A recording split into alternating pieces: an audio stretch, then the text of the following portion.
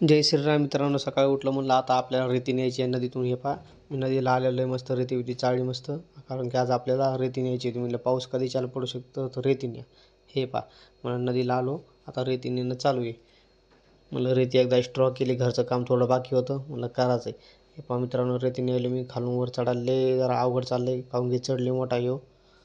हे पहा, मध्ये येऊन टाकतो. आता इथं आपण रेती टाकायची, इथं जागा केली आपण थोडीशी, इथं रेती नेऊन टाकायची. आता आपल्याला भरपूर रेती चाळलेली मी. हे पहा तुम्ही, 2 बॅगची रेती चाळलेली मी, 2 ते 2.5 बॅगची. ही पहा इथं चाळलेली, इथं पहा धडी एकच नंबर लागलेली.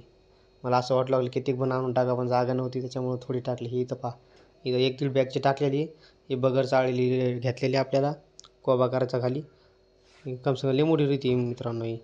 ही बी 2-2.5 बॅगची आहे समजा ही. हे पहा, हे पहा रेती भरपूर रेती चाळलेली. चला म्हणलं आता घरी.